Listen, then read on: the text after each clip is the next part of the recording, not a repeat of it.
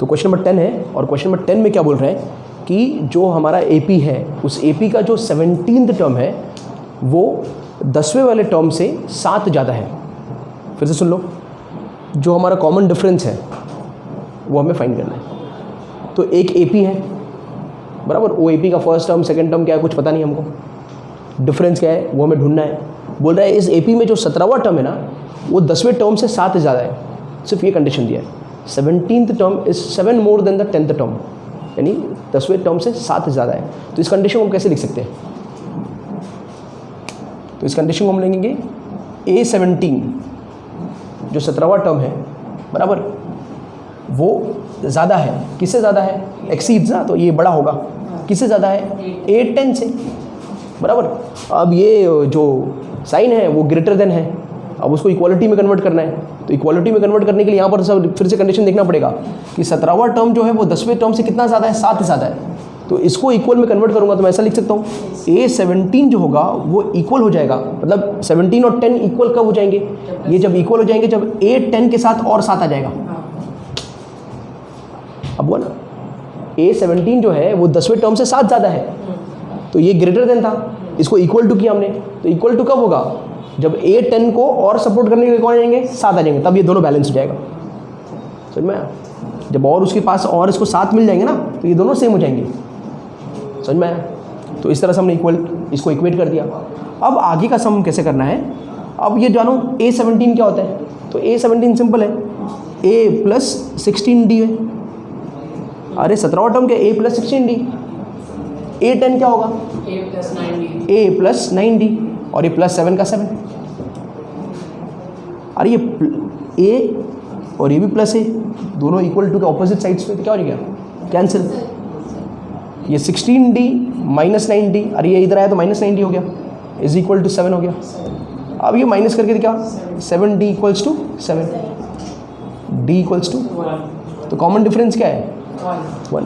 पहली समझ में आ गया था ना, 17वां टर्म 10वें टर्म से 7 ज़्यादा है। 17वां टर्म 10वें टर्म से 7 ज़्यादा है। समझ में आ रहा है?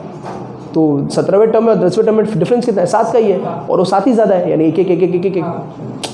तो ऐसा भी कर सकते हैं। ओके, तो जो नेक्स्ट सम है हमारा सम नंबर 11, उसमें ये पूछ रहा है कि कौन सा टर्म, ये एक AP दे दिया है बराबर, ये एक AP दे दिया है। बोल रहा है कि इनमें इसका कौन सा वाला टर्म जो 54th टर्म है ना उससे 132 ज़्यादा है। तो हमें ढूंढना है हमारा ये जो AP है, इस AP में बहुत सारे आगे टर्म आएंगे, ठीक है। तो एक टर्म के बारे में दिया है 54th टर्म, तो एक 54th टर्म है। हमें ये ढूंढना है कि कौन सा वाला टर्म इस AP में 54th टर्म से भी 132 ज़्यादा है। कौन सा वाला टर्म AP में 54th टर्म से भी कितना ज़्यादा है? 132 ज़्यादा है, ठीक है। तो वो देखो पहले पिछला सम क्या था? 17 टर्म बराबर इस 7 मोर देन 10 टर्म, तो 17 टर्म और 10 टर्म के बीच में हमने इक्वेशन बनाया था। तो इसमें क्या बोल रहा है? कौन सा वाला टर्म? तो हम लोग क्या सोचेंगे कि let nth term be 132 more than the 54th term.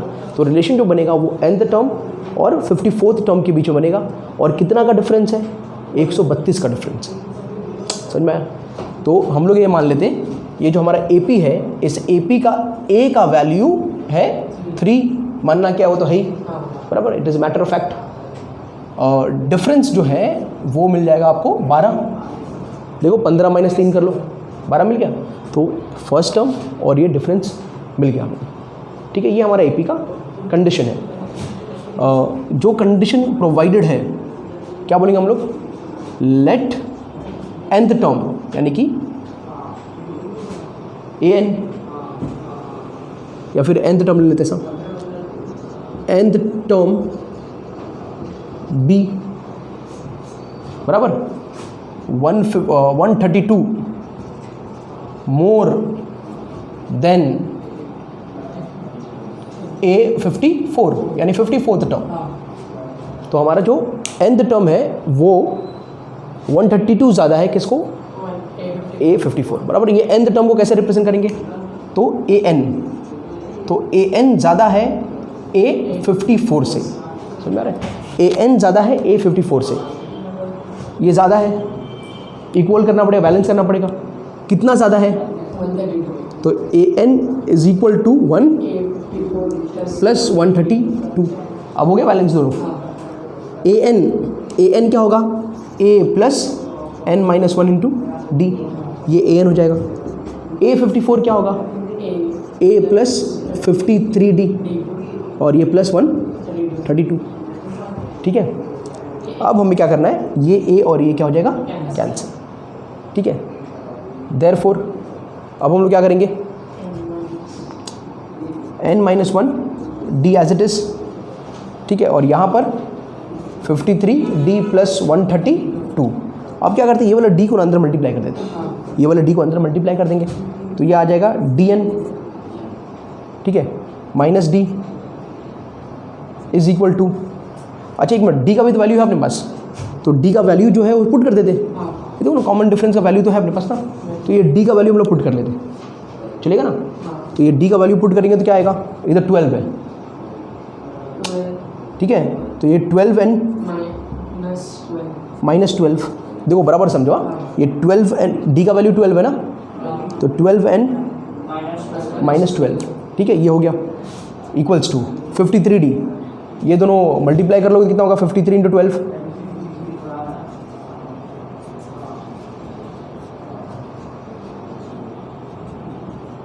Plus 132।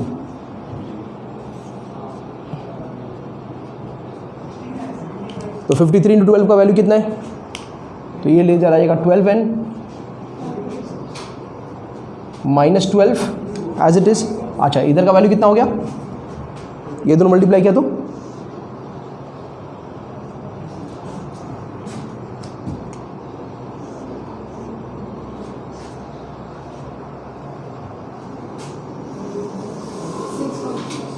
कितना, 646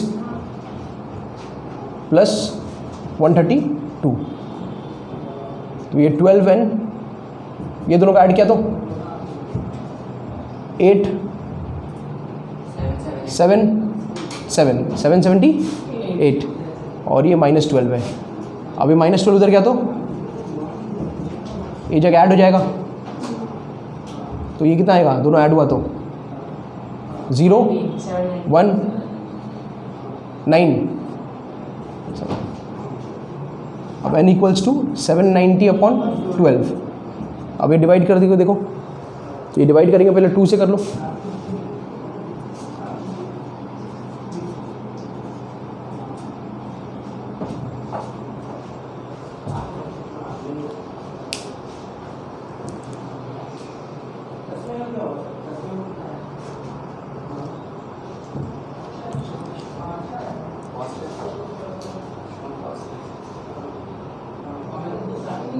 ठीक है, कैलकुलेशन एरर। तो ये दोनों मल्टीप्लाई करेंगे कितना आएगा, 636। जब ये दोनों मल्टीप्लाई हो जाएंगे तो 636 आ जाएगा, ये 132 उधर ही है, तो ये 12n माइनस 12 इक्वल्स टू, अब ये दोनों ऐड हुआ तो 768 हो गया, करेक्ट। अब ये 12 उधर गया तो ये 12n इक्वल्स टू, ये जाकर 12 इसमें ऐड हो जाएगा, तो ये 780 हो गया, और बाद में 780/12 ये डिवाइड किया तो ये आ जाएगा हमारा 65। देखो n इक्वल्स टू 65। तो जो 65th टर्म है हमारे एपी का, 65th टर्म, वो टर्म 54th टर्म से 132 ज़्यादा है। समझ में आया, तो ये सम था हमारा। ठीक है, ये सम बड़ा इंटरेस्टिंग सम है, इस पर ध्यान देना। क्या बोल रहे हैं इसमें कि देयर आर 2 एपीज़, और उन दोनों एपीज़ का they have the same common difference, बराबर। तो 2 एपीज़ है और दोनों एपीज़ का कॉमन डिफरेंस जो है वो सेम है, ये बात हो कह रहा है, कॉमन डिफरेंस सेम है। The difference between their 100 term is 100, बराबर। तो एक इसमें बड़ा एपी होगा, एक इसमें छोटा एपी होगा, तो जो बड़ा वाला एपी है और छोटा वाली एपी है, इनके बीच का जो 100 टर्म है, ये दोनों का 100 टर्म, बराबर, उनका डिफरेंस जो है वो 100 दिया है।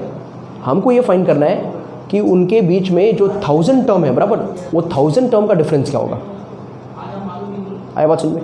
तो फिर से 2 एपी है, वो एपी है have same common difference, common difference same है, यानी डी का वैल्यू दोनों का सेम होगा, ये चीज़ दिया है हमें।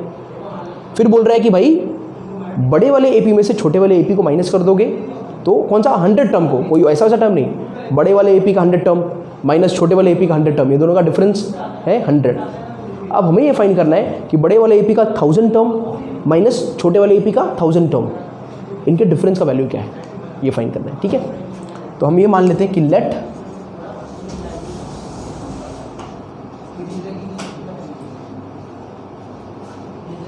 an and an be the two APs, बराबर। तो एक कैपिटल AN है और एक स्मॉल AN है, ये दो APs हैं हमारे। ठीक है, अभी क्या गिवन है पहले कंडीशन के हिसाब से, द डिफरेंस बिटवीन द, इसको बड़ा वाला मानते हैं हम लोग, और ये स्मॉलर है, ये बड़ा वाला है और स्मॉलर है, ये सब मान लिया हमने। डिफरेंस बिटवीन दियर 100 टर्म, तो A100 ये बड़ा वाला माइनस A100 ये छोटा वाला 100, डिफरेंस दोनों का डिफरेंस कितना है 100, तो difference between the 100 term is 100। ये कंडीशन है समझ में। अच्छा ये क्या हो जाएगा, ये A100 क्या होगा, A प्लस 99D है ना। A100 क्या होगा, A प्लस फर्स्ट टर्म, तो इसका फर्स्ट टर्म कैपिटल A होगा, तो A प्लस 99D। समझ में आ रहा है, ये माइनस का माइनस यहाँ पर एक ब्रैकेट बन जाएगा, और A100 क्या होगा, तो इसका फर्स्ट टर्म A है, A प्लस 99D। देखो कॉमन डिफरेंस सेम है ना, तो इधर भी स्मॉल टी इधर भी स्मॉल टी, आगे समझो, इज इक्वल टू क्या आएगा इधर 100। आगे समझिए फिर से, A100 क्या होगा, कैपिटल A प्लस 99D। ठीक है, तो ये AN and AN be the two APs with common difference small d,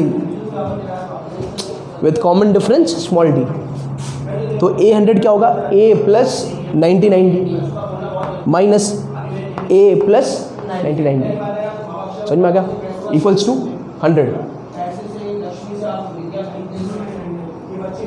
Therefore, A plus 99D minus A minus 99D, देखो ना माइनस अंदर क्या, तो ये माइनस A हो गया और ये माइनस 99D हो गया, इज इक्वल टू 100। ठीक है, अब ये देखो प्लस 99D और ये माइनस क्या हो गया, दोनों कैंसिल, तो क्या बचा, A minus small a equals to 100, ये बचा ना ये वाला, इसको ऐसे ही रख दिया। ठीक है, इसको ऐसी बॉक्स में बना कर रख दिया। अब नेक्स्ट क्या बोल रहा है कि 1000 टर्म के बीच में डिफरेंस फाइंड करो, find the difference between the 1000 term. तो क्या होगा 1000 टर्म, A 1000 बराबर है minus A 1000 is equal to, वो हमको फाइंड करना है। अरे इन दोनों के 1000 टर्म के बीच डिफरेंस फाइंड करना है ना, तो वो फाइंड करना है।